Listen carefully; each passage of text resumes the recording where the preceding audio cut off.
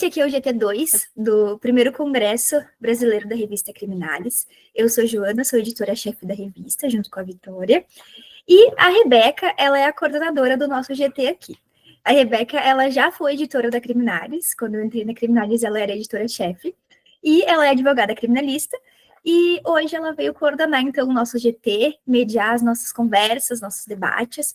E nossa ideia com os GTs aqui no Congresso da Criminalis é justamente isso, proporcionar um ambiente de conversa, de crescimento, para que a gente tenha a possibilidade de sempre melhorar as nossas pesquisas e ampliar os nossos horizontes. Então, sem mais delongas, agradeço a presença de todos vocês, especialmente da nossa coordenadora Rebeca, e ela vai organizar aí a ordem dos trabalhos, né? Se alguém tiver alguma questão, algum outro compromisso que precise apresentar antes, aí nos sinaliza, mas ela selecionou a ordem dos trabalhos e vai coordenar então o GT para nós.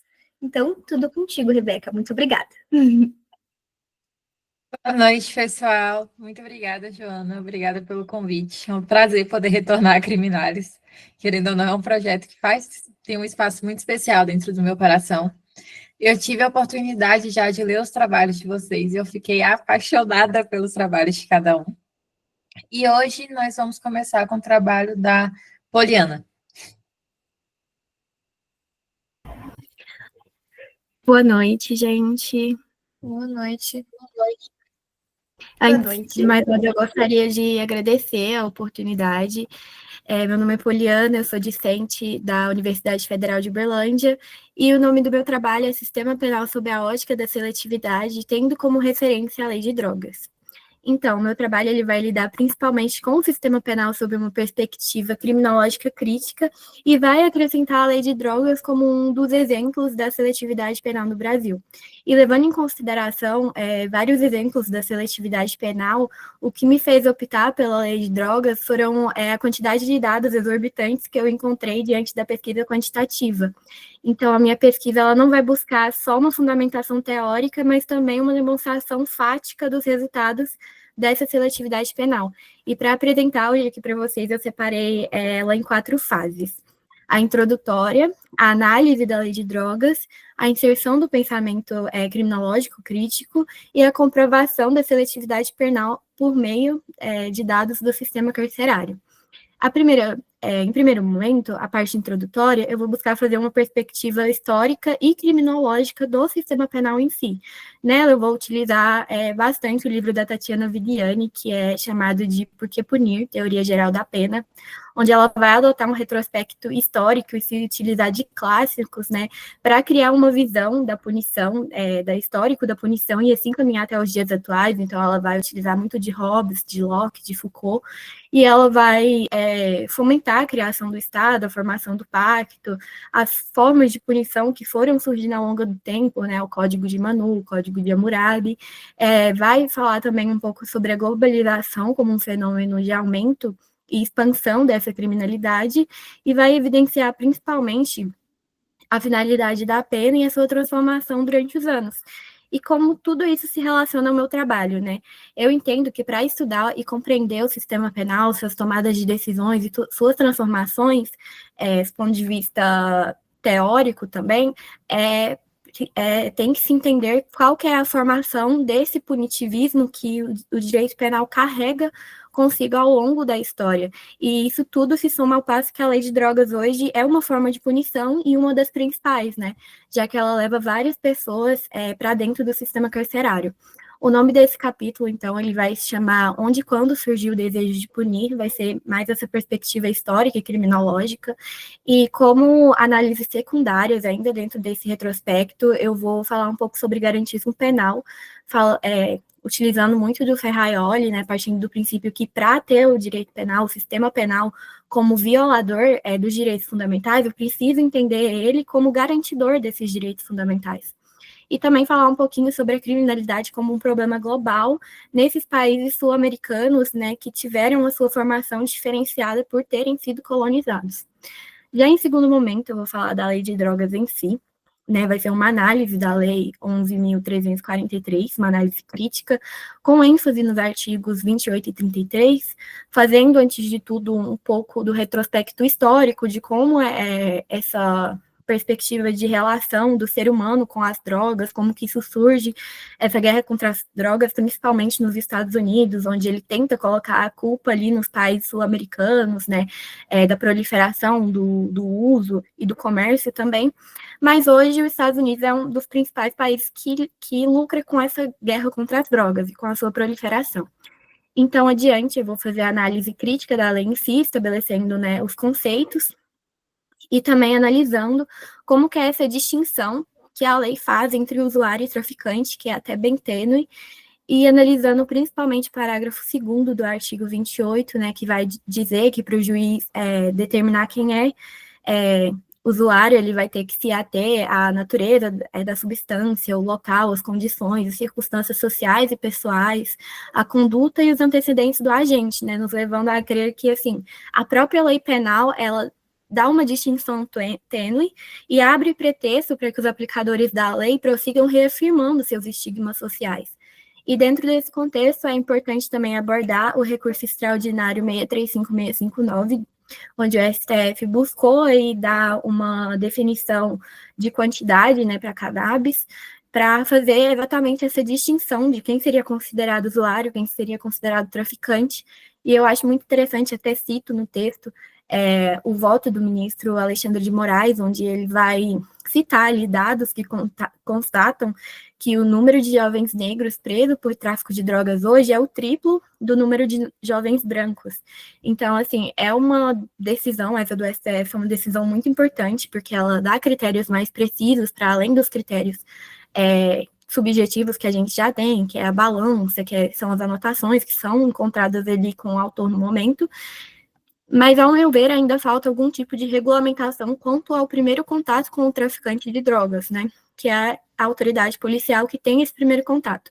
Então, dentro desse capítulo, para além de fazer uma análise crítica da lei, como subtópico, fazer também essa análise da seletividade policial e de como a lei de drogas ela é uma ferramenta essencial para encarceramento em massa, né? Já que ela leva aí milhões de pessoas a serem presas e a ocupar o sistema carcerário. Então, nesse momento, eu já vou começar a citar alguns dados, os principais são retirados do 2º relatório brasileiro sobre drogas. Eu havia separado alguns para falar aqui, mas em razão de tempo, eu vou falar apenas esse de 2023, que vai dizer que onde os sujeitos presos por uso de droga são 86% homens, 72% jovens com idade até 30 anos, sendo mais da metade, 67%, de baixa escolaridade, e os negros somam 68% destes presos por tráfico de drogas. Então, assim, são dados bem interessantes e exorbitantes que eu vou buscar explorar mais ainda dentro desse subtópico para demonstrar, de fato, quais são esses aspectos da lei de droga. Bom, já em terceiro momento, eu vou fazer uma inserção mais teórica da criminologia, explicando mais os dados e por que eles se constituem dessa forma, né? O que seria a seletividade penal, falar um pouquinho também sobre a criminologia crítica, suas principais teorias, falar um pouco do labeling approach, do etiquetamento, né? E tudo isso com muito respaldo no Alexandre Barata e no Saulo de Carvalho, explicar, né, o que é seletividade primária, seletividade secundária, e como subtópico falar um pouco sobre a intervenção penal não garantista, né, porque já que o direito penal é um direito penal garantista, que protege os nossos direitos fundamentais, porque ele estaria tendo uma máxima intervenção, que é o que a lei de drogas é uma máxima intervenção. E já em quarto momento, eu vou fazer a análise dos dados do sistema carcerário em geral. Então, vão ser dados com recorte dos anos 2000 até 2024, se possível 2025, porque já que a lei de drogas foi promulgada em 2006, tentar fazer um retrospecto do sistema carcerário como ele era antes da promulgação da lei de drogas, como ele é depois, como ele é hoje, e fazer recortes como o gênero, o delito mais praticado, ou seja, que leva mais pessoas a estarem hoje no sistema carcerário, a escolaridade dessas pessoas, a raça e etnia, e também teve um momento que eu estava lidando muito com números, com os dados, com as porcentagens, e eu percebi que estava ficando algo talvez muito longe, muito distante da realidade. Aí eu decidi por selecionar alguns casos que pudessem me permitir assim, enxergar melhor a realidade dessas pessoas que têm a vida atravessada pela lei de drogas. Aí eu escolhi o caso de 2 jovens, O primeiro é o Lucas Moraes. Ele tinha 28 anos, morava na periferia de Minas Gerais. Em 2018, durante uma abordagem policial, dentro de sua casa, foi encontrado 10 gramas no bolso de sua calça. Naquele momento, ele alegou que era para consumo, uso pessoal. A autoridade policial levou ele do mesmo jeito. Ele foi condenado a 5 anos e 10 meses de reclusão. E como isso aconteceu em 2018, na época da pandemia, ele ainda estava preso. Então, infelizmente, 3 semanas antes do julgamento da sua apelação, ele acabou falecendo por Covid. Hoje, a família do Lucas entra no judiciário pedindo uma indenização, mas se a gente pega a decisão do STF e julga esse caso, hoje, talvez o Lucas não estaria dentro de um sistema penitenciário, já que o STF decidiu ali 40 gramas para cannabis, e não foi encontrado mais nenhum elemento que desse a autoridade policial confirmar que ele era um traficante. E hoje em dia ninguém compra apenas 10 gramas de maconha. O outro caso é do Douglas Freitas Júnior, é um caso mais conhecido, e o policial lhe entregou uma mala cheia de drogas. O caso do Douglas é um pouco mais complexo, porque dentro da mala tinha vários tipos de droga em muitas quantidades. O Douglas, nesse momento, ele questiona, mas não adianta que ele já na autoridade policial, ele é levado da mesma forma. Na audiência de custódia, é informado ao Ministério Público que havia uma câmera que filmou toda a ação policial, que filmou a polícia subindo com a mala de drogas no morro, que filmou depois o Douglas descendo com a mala na mão, mas o Ministério Público não ouviu, não levou em consideração, não analisou as provas, e ele foi julgado, condenado, e assim, tinha uma prova material sobre isso, mas mesmo assim foi levado em maior consideração a palavra da autoridade policial, e ele só conseguiu ser absolvido, a sua inocência só foi falada após um projeto pegar a sua defesa e levar isso para a segunda instância. Então, assim, são casos que vão vislumbrar melhor toda a política de drogas, como os agentes públicos agem de forma exacerbada, desde a autoridade policial, desde o Ministério Público, desde do magistrado até o sistema carcerário, e essa que é a finalidade do meu trabalho, é questionar o sistema penal, é questionar a lei de drogas, é questionar a seletividade penal, além de tudo, evidenciar, né, o etiquetamento que essas pessoas sofrem hoje em dia, e é questionar também porque, ou se a lei de drogas surgiu com esse propósito, né, de encarcerar esses corpos que majoritariamente são corpos negros e pobres, ou se o legislador apenas se enganou. E acho eu que ele sabia exatamente o que ele estava fazendo. É isso. Muito obrigada. Mariana, parabéns. Eu amei seu trabalho. É muito um tópico que eu gosto bastante de discutir. Obrigada. E principalmente porque é uma coisa que você vê muito na prática da advocacia. Você comentando que talvez se o Lucas tivesse sido preso agora, talvez essa prisão não aconteceria, mas eu acredito que aconteceria sim, porque seria muito provável que os policiais fingissem encontrar uma quantidade a mais só para poder prender. Quando você chega na conclusão, a questão dos questionamentos, já tem muitos autores que eles afirmam que a lei de drogas ela vem como uma punição ao corpo negro. E uma dica que eu traria para enriquecer mais seu trabalho, não falar apenas da questão do cárcere, mas também das mortes. Porque quando a polícia ela não consegue matar, é que ela vai encarcerar. Porque é uma forma de controle desses corpos. E os números de mortes por violência policial vinculada ao tráfico de drogas são gigantescos. Eu falo da Bahia mesmo, que é de onde eu tenho propriedade, é o que mais acontece. Então, eu acho que poderia ajudar bastante no seu trabalho também, essa informação. Obrigada. Muito obrigada. O próximo é o da Gisele Gama. Sou eu. Boa noite, eu me chamo Gisele, eu sou discente da UFPA, e aí o meu tema hoje vai ser sobre a norma penal, o biopoder e a urbanização excludente, a criminalização dos corpos e territórios na cidade neoliberal. Logo quando eu comecei a pensar esse tema foi na época que eu estava mesclando duas matérias sobre o estudo da cidade mesmo, atualmente, e sobre o estudo da criminologia. E aí eu iniciei o trabalho falando sobre dois conceitos, sobre, primeiro, o poder punitivo que o Estado tem direcionado aos corpos empobrecidos e territorializados, dependendo de onde ele está. E aí eu primeiro uso dois principais conceitos para falar sobre isso e iniciar a ideia, que é o conceito de biopoder, de Foucault, que é primeiro fazer, viver, fazer, morrer, deixar viver, que é logo no início, quando a gente fala sobre que o poder do Estado tem de excluir certas pessoas, de matar certas pessoas, a autoridade que ele tem de matar diretamente em prol de deixar viver as outras pessoas. E mais à frente, Weber vai falar sobre a necropolítica, sobre estender esse pensamento de Foucault e falar sobre o fazer, viver, deixar morrer.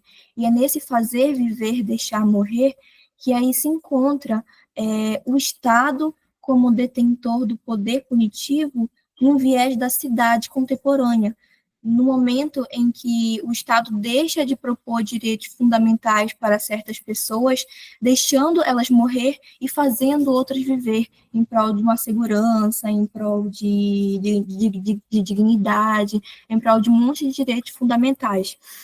E aí é nisso que as periferias, a cidade contemporânea, a cidade neoliberal, vão ser divididas em duas aqui, o centro e as periferias. E essas periferias vão se tornar zonas de exceção. E a norma nisso tudo, a norma vai ter diferentes proporções quando a gente fala da aplicabilidade delas no cotidiano, na aplicabilidade dela em um crime. Então, eu analiso a influência dessa norma frente ao biopoder e à necropolítica dentro desse sistema. E cabe mencionar que para sustentabilizar, para legitimar essas práticas punitivas, o Estado ele desumaniza as pessoas das periferias, estereotipando elas como negras, pobres ou qualquer outro estereótipo mesmo que a sociedade queira excluir. E para usar essa sustentação de desumanização, eu uso a Judith Butler para falar sobre como essas pessoas elas vão ser excluídas, desumanizadas e até invisibilizadas, e as práticas punitivas vão ser baseadas somente nisso.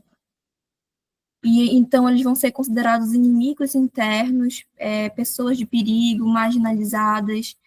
E cabe ressaltar que, além disso, eu trago também uma questão do poder privado, em que, ao relacionar o poder estatal, eu vejo que as ações do Estado, a gestão do Estado frente a como ele vai gerir a vida das pessoas, sempre tem uma influência política e uma influência econômica, que por trás disso está a movimentação do capital.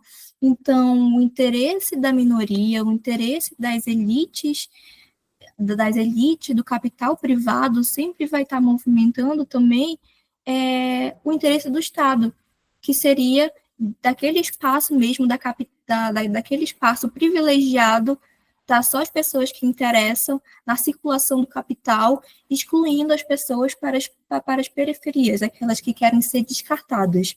E a minha metodologia, eu usei sociólogos e filósofos internacionais e nacionais. Os nacionais foi mais para falar sobre a questão da dinâmica da cidade e como isso vai influenciar mesmo na criminalização.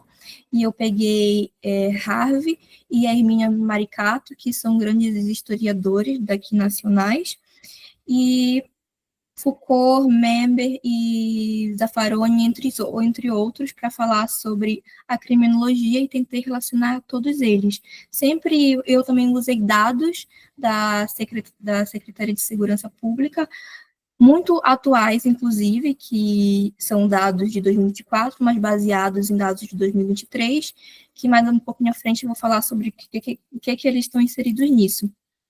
Então, eu meio que olhei primeiro qual a relação do Estado com o setor privado, em que as ações do Estado elas vão influenciar as ações do Estado, moldadas pelo capital e pelas elites locais, vão influenciar as suas decisões, vão moldar as suas decisões baseadas em para onde é que vamos fazer a aproximação, quais direitos, para quem vamos direcionar os direitos, essa pessoa daqui vai ser excluída, de que forma eles vão ser excluídos?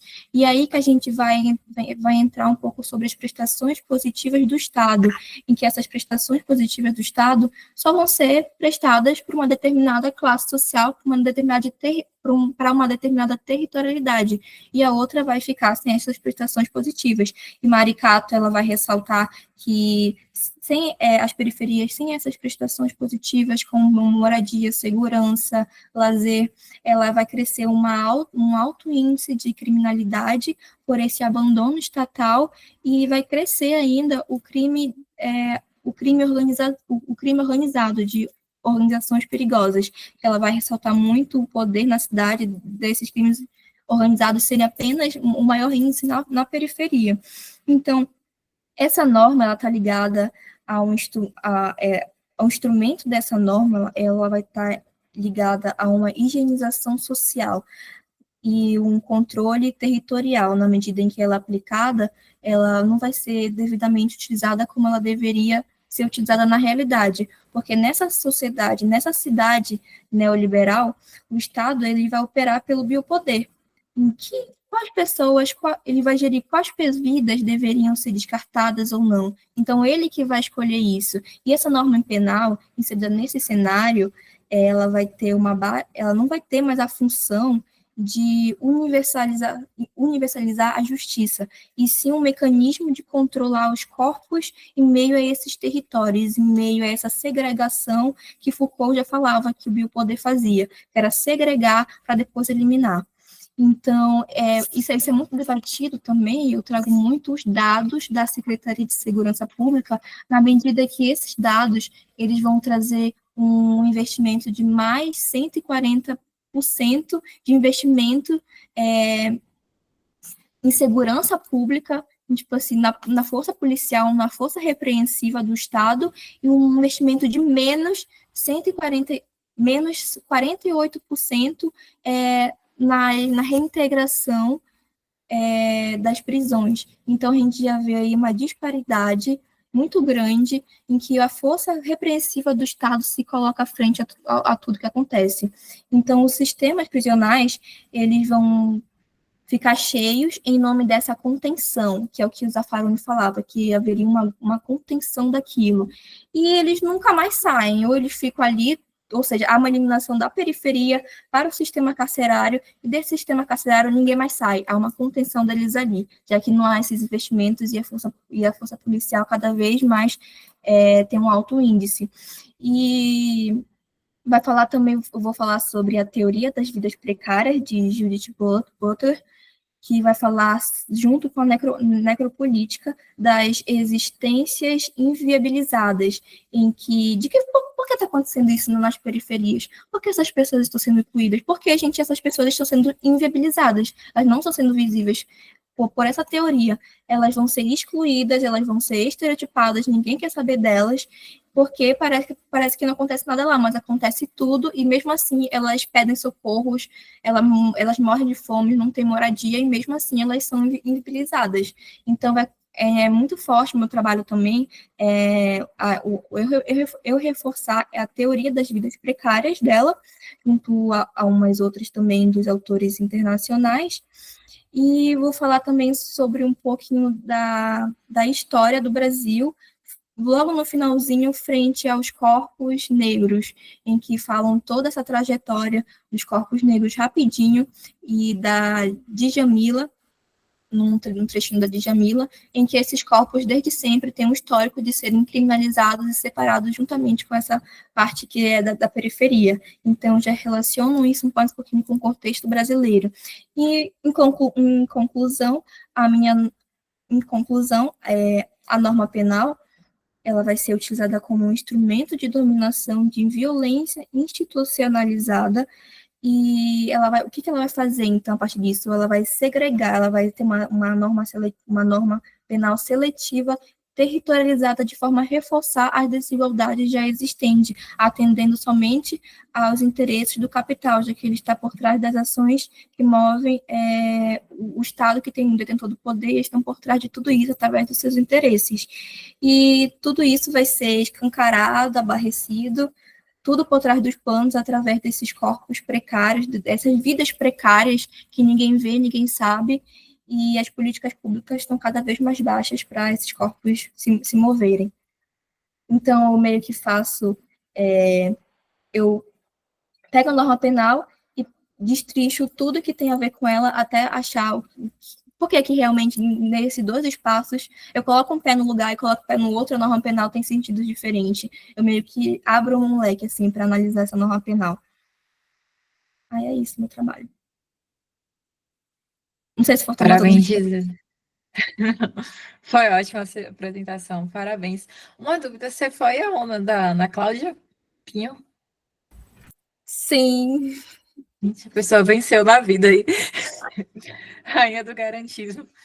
Rainha do garantismo. Inclusive, um aluno dela também está no outro GT, que ele está precisando no GT1. Ela está como orientadora. Nessa aqui, minha orientadora foi a minha outra professora também da UFPA, que ela, tipo assim, vai para um direito da cidade. Aí eu queria mesclar as duas disciplinas.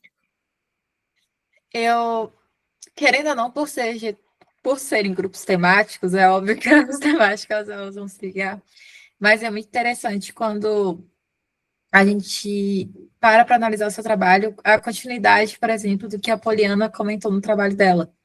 Como que a norma penal ela é construída, na verdade, tudo que a gente vai olhar hoje vai muito dessa construção neoliberal capitalista. Então, parabéns pelo seu trabalho, eu amei. Eu tenho algumas indicações para fazer em relação a essa questão da exclusão dos corpos. Eu acho que seria muito interessante para você dar uma olhada no conceito de homo sacer, do George Agamben.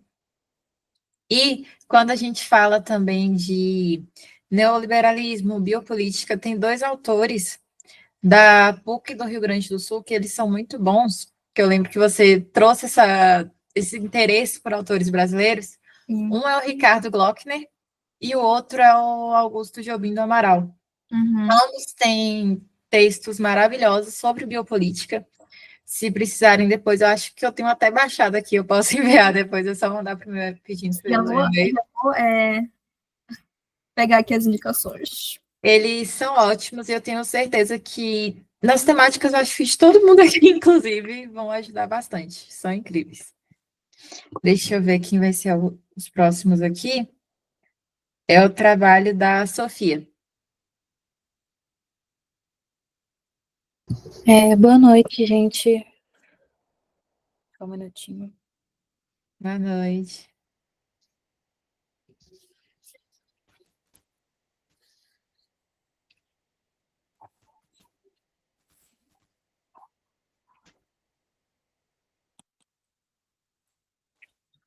Vocês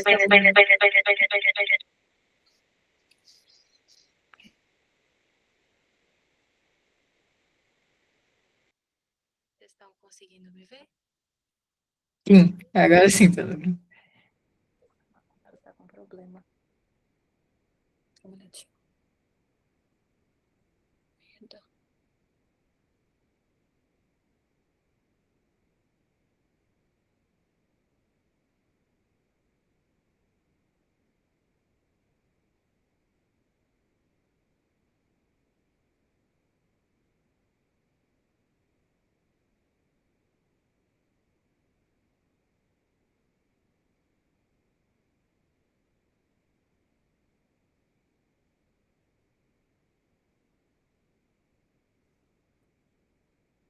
É só porque o meu título é grande, eu precisava de confirmação, um apoio aqui. Boa noite a todos. Meu nome é Sofia Fagundes e o meu trabalho é sobre juventude negra e a criminalização do corpo, redes criminosas, racismo estrutural e a formação de subjetividades criminais. Na minha introdução, eu abordo a dinâmica que surge na interseção entre o racismo estrutural, a profunda vulnerabilidade social de meninos negros também, e a atuação também das redes criminosas nessa situação. E essas redes, por sua vez, elas exploram as condições de marginalização e também cooptam esses jovens que incorporam eles nas suas estruturas. E no estudo, ele foi fundamentado principalmente na criminologia crítica e também na teoria racial crítica, buscando não apenas explicitar essas violências, mas também lançar luz sobre como a formação de subjetividades criminais está intrinsecamente ligada à exclusão socioeconômica e ao preconceito racial, que permeiam tanto o espaço público quanto as instituições de controle social. A relevância do meu tema se manifestou na necessidade que a sociedade tem de compreender como o racismo estrutural e o neoliberalismo moldam subjetividades e dinâmicas de poder que afetam diretamente a juventude negra brasileira.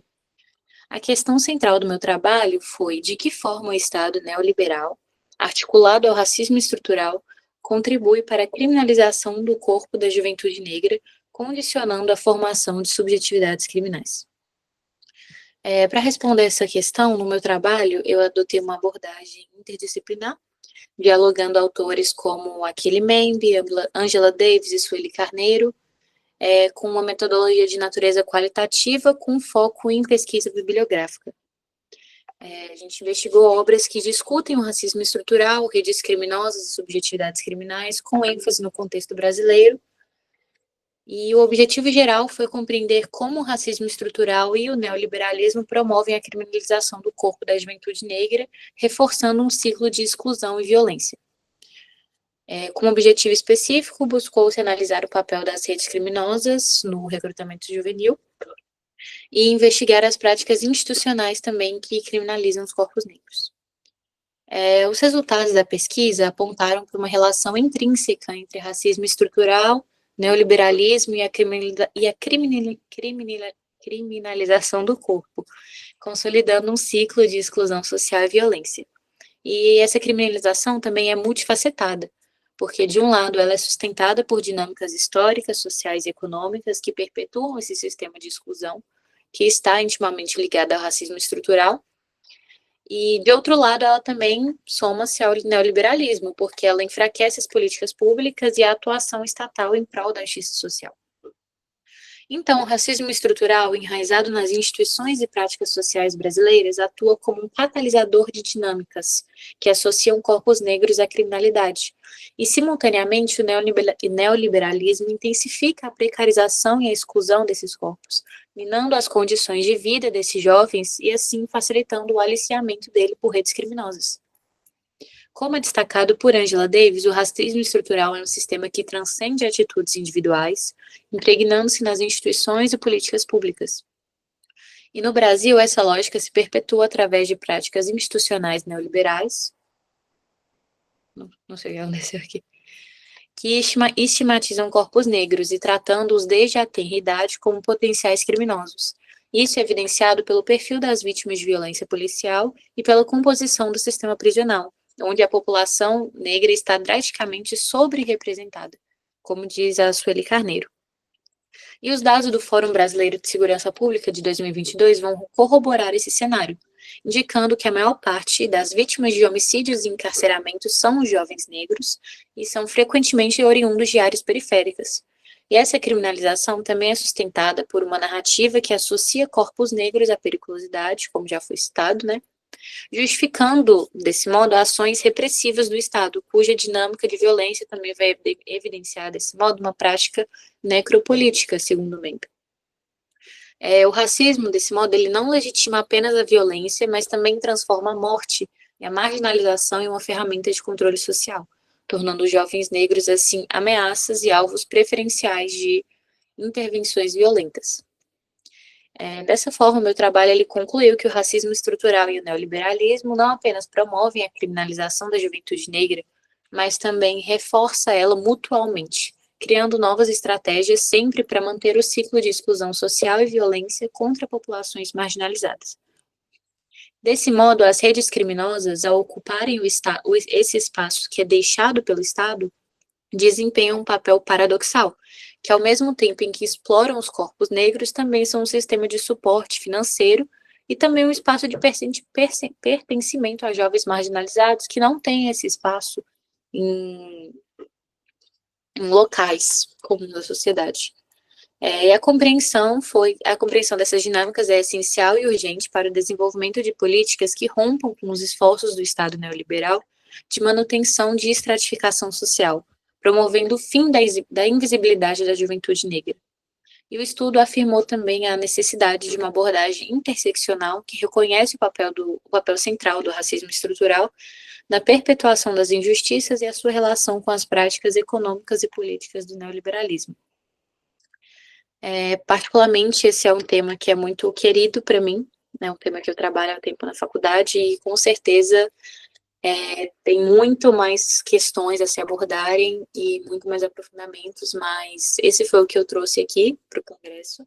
Queria agradecer a oportunidade e o espaço, e é isso. Esse foi o meu trabalho. Sofia, parabéns pelo seu trabalho. Eu lembro que o seu foi, acho que o primeiro trabalho do grupo que eu li, o escrito. Parabéns. Tá ótimo, as referências estão ótimas. Para além do que a gente já falou aqui, caso você queira dar continuidade ao trabalho, tornar um trabalho maior, eu aconselharia você pegar alguns casos práticos que a gente vem vendo nos últimos tempos.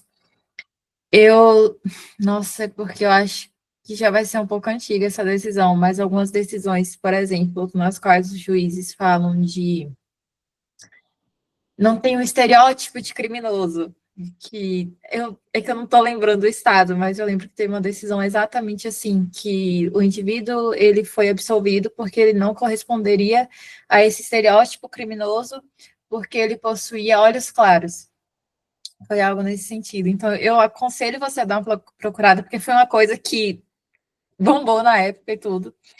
Além das falas daquele comediante que foi preso agora, que eu esqueci o nome também, mas são questões que eu acho que poderiam enriquecer muito o seu trabalho, principalmente se você quiser transformar ele no artigo maior. É um material que eu acho que dá muito... É uma discussão muito grande, porque é uma discussão muito presente na nossa sociedade. É uma coisa que a gente está vendo todo dia. Então, parabéns, amei suas referências. Deixa eu ver aqui quem é o próximo. Pedro Henrique.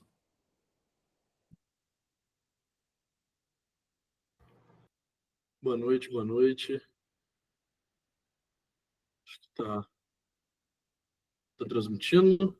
Para mim não apareceu se está compartilhando a minha câmera. Não, só tá dando para ouvir o áudio, não tá dando para ver sua imagem, não. Eu acho que vai ser por causa da... Aí. Agora foi. Agora foi. Bom, pessoal, boa noite. Meu nome é Pedro Bersani, sou graduando de Direito da Universidade do Estado de Minas Gerais, Unidade Passos. Eu trago aqui com o meu estudo a tipificação autônoma do crime de feminicídio e a eficácia da norma penal no enfrentamento da violência contra a mulher. Portanto, para a gente começar a entender isso, com as duas fontes normativas recentes que a gente teve, que impactou assim, de forma absurda na realidade da mulher brasileira. A Lei 13.104, de 2015, que ela vai trazer a condição de qualificadora, né, um crime hediondo, vai qualificar ela, mas ela continua sendo um tipo do crime de homicídio. É um importante marco normativo, porque ele mostra, ele acusa um momento em que o Estado brasileiro ele passa a perceber a necessidade de conferir e buscar uma resposta mais pronta à problemática social de um direito à igualdade e à proteção da mulher.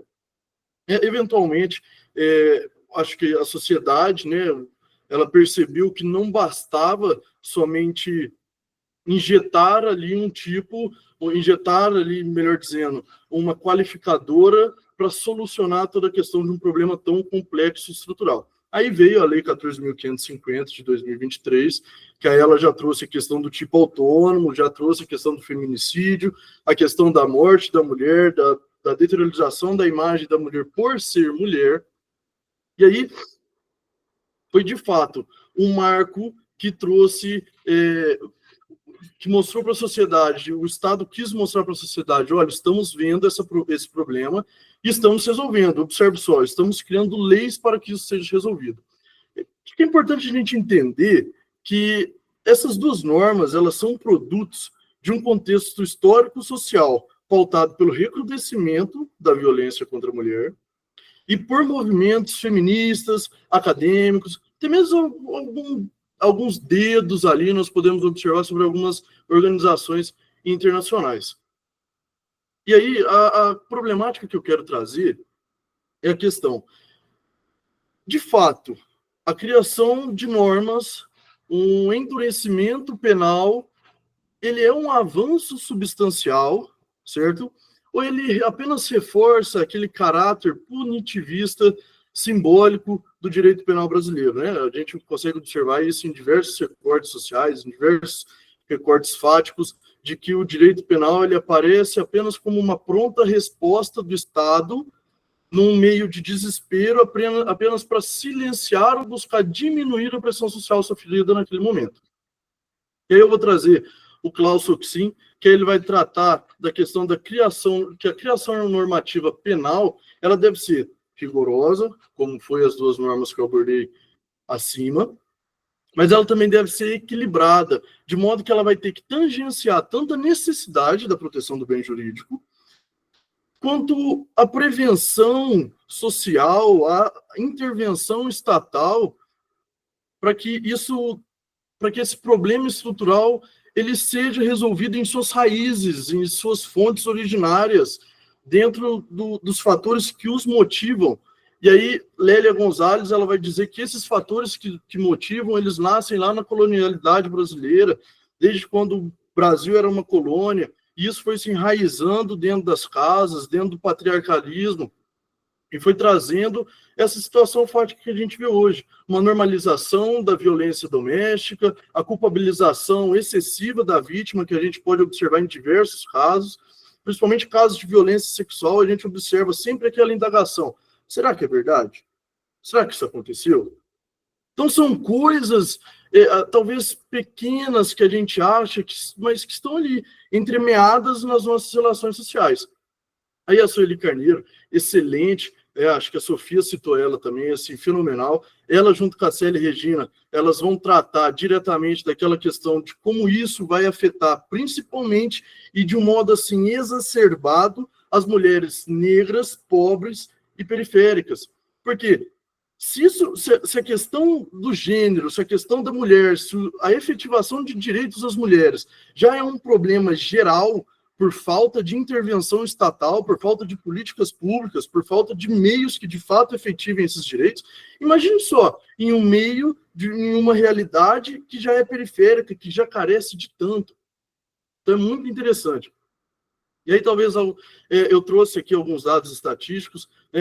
A gente tem aí a 13.104 de 2015, aí só em 2023 a gente vai ter uma nova regulamentação, e nesse interregno a gente vai ter aí pelo Anuário de Segurança Pública do Brasil, em 2022, se não me engano, o Brasil ele teve aí um dado assim, absurdo.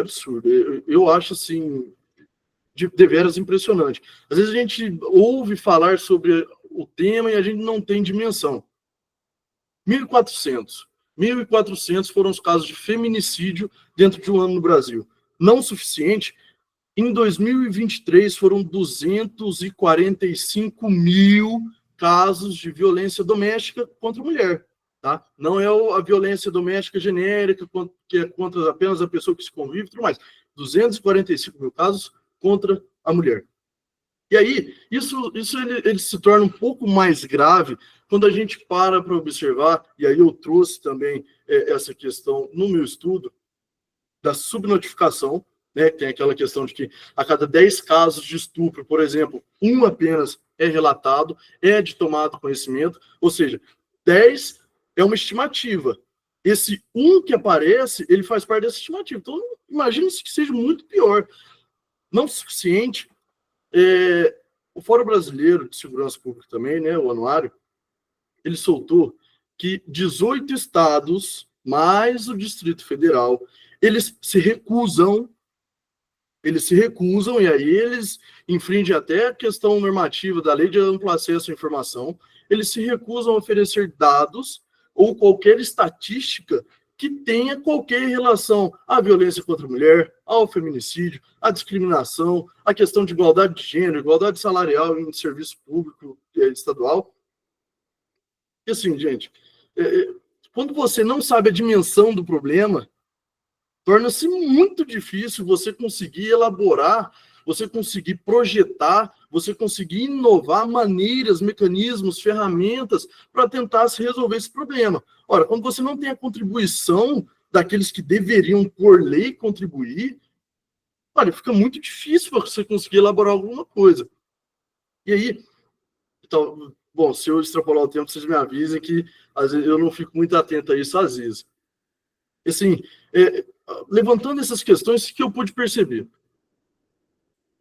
Isso acusa claramente uma tentativa estatal de, igual eu falei no começo, de oferecer uma resposta imediata à pressão da sociedade, para falar para a sociedade, calma, que eu estou resolvendo. Tá? Só que você traz os dados, você traz a realidade brasileira, você vê que a transformação normativa, como eu falei do Klaus Roxin, ela tem que ser vinculada, ela deve ser vencilhada a uma reestruturação cultural, educacional, institucional. Não adianta você tratar um problema crônico, complexo, que está entremeado nas relações sociais, sem fazer uma reestruturação da sociedade. Não tem como.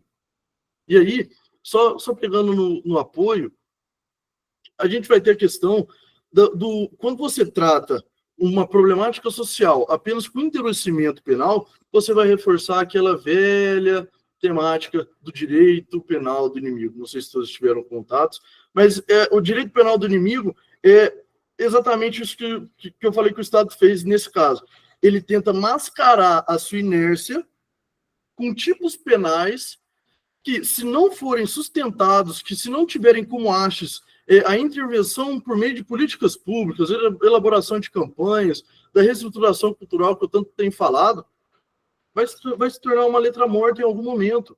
Em algum momento, se você pegar essa lei e comparar com a efetividade necessária que ela deveria ter no âmbito social, ela é quase uma letra morta, porque ela pouco consegue influenciar. O que adianta a gente ter uma lei autônoma, assim, extremamente rígida, como deve de ser, se a gente nem consegue quantificar, se a gente nem consegue enxergar qual que é a gravidade, qual que é a urgência situacional que o nosso país se encontra nesse setor, entende? Então, assim, temos a lei, mas ela é aplicada nesses pequenos e, assim, quase míseros casos em que se sabe que algo acontece. Então, a minha tratativa aqui, eu estou inaugurando uma área aqui, eu não sou pesquisador de direito penal, a minha área é direito internacional, direito administrativo, público, e aí até por isso que eu trago muito essa questão do intervencionismo estatal e essa questão da análise das relações sociais, e aí, junto com o meu orientador, ele que me convidou para que eu viesse, né, submeter, para que a gente viesse submeter um escrito aqui, eu tentei correlacionar a minha área de pesquisa com o direito penal e com uma coisa, com uma norma, com uma situação fática muito recente, com uma alteração normativa extremamente recente, e que, assim, em 2023 foi o ápice da transformação normativa brasileira recente. Foi algo, assim, incrível, todo mundo aplaudiu. Mas e cadê a intervenção estatal? Cadê a resolução? Não se vê, não se vê. Bom, o meu trabalho, ele conclui fazendo essa análise. Acho que de tanto ser repetitivo, de que o Estado ele só tenta se mascarar para não ter que, de fato, resolver o problema, como ele faz em diversos outros setores. Eu consegui chegar nessa conclusão de que qualquer alteração normativa, e aí agora, fugindo um pouco só da questão do feminicídio, qualquer alteração normativa penal que busque ter um impacto significativo nas relações sociais, ela deve ser amparada por braços, por hastes estatais, para que isso de fato se efetive. Ora, quem é, senão o Estado, o garantidor dos direitos fundamentais dos indivíduos? Bom, aqui eu concluo. Muito obrigado pela oportunidade, muito obrigado pela atenção. Foi ótimo escrever sobre o tema, foi ótimo pesquisar sobre o tema, e acho que combinou muito com a minha linha de pesquisa. Espero proceder com um artigo, submeter para vocês, que eu sei que é de fluxo contínuo, né, a revista, e, eventualmente, quem sabe, aí, estender para coisas além. Muito obrigado, pessoal. Boa noite. Muito obrigada, Pedro, pela sua apresentação. Parabéns. Entra muito nisso que a gente já havia comentado aqui no GT. Tudo é uma questão de construção. Você mencionou que você está ingressando agora na pesquisa nas ciências criminais. Você falou que você é da FMG, né? O FMG... Sou da UENG, Universidade Estadual de Minas Gerais. Ah, sim. Sério. Minas, como um todo, é um estado muito forte nas ciências criminais. Então, você tem boas referências aí, mas uma contextualização muito importante que a gente tem quando a gente trata dessa temática é que não se tem como falar de combate à violência contra a mulher sem falar de feminismo. E não tem como se falar de feminismo sem a gente falar de capitalismo, luta de classes no geral, sem a gente falar de racismo, sem a gente falar de direitos das minorias como um todo. E tem duas autoras que, quando elas tratam dessa questão das leis e da sua ineficácia no combate à violência contra a mulher, que são a Angela Davis, que todo mundo conhece, eu imagino, e a Fernanda Martins, nas quais elas vão fazer uma relação muito interessante entre o feminismo e o abolicionismo penal. Porque, às vezes, a violência estatal e essa mão armada do Estado, ela não vai solucionar o nosso problema. Então, eu acho um tema importante de se pesquisar nessa área. Gente, parabéns pelos trabalhos de vocês. Estavam todos incríveis. Eu fiquei encantada quando eu estava lendo. É muito bom.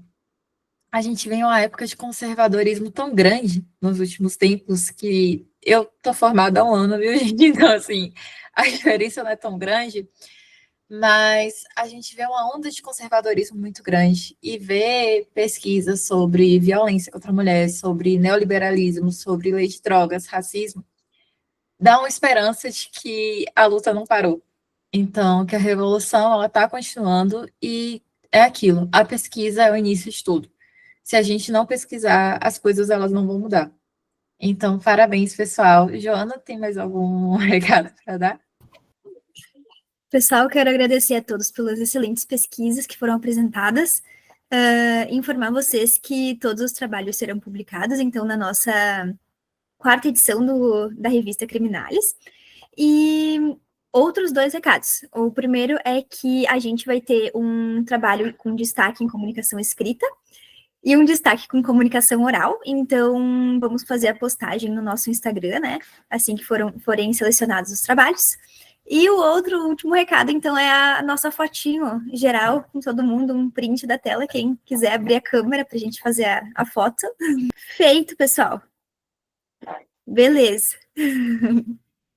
Pode falar. Então, uma coisinha, pessoal, quem eu indiquei livro, quem eu indiquei autor, que eu acho que foi todo mundo, podem pedir para o pessoal da Criminalis meu e-mail, que vocês podem mandar, ou então pelo Instagram mesmo, se vocês acharem mais fácil, que eu acho que é mais fácil de encontrar também, que deve estar em algum dos posts da Criminalis, que vai ser um prazer encaminhar para vocês. Se eu tiver em PDF, eu mando PDF, pirataria, ou se eu não tiver, eu passo os nomes para vocês. E muito obrigada, Joana, pelo convite novamente. Imagina, Rebeca, foi um prazer tê-la conosco na noite de hoje, de volta então para Criminalis. Então...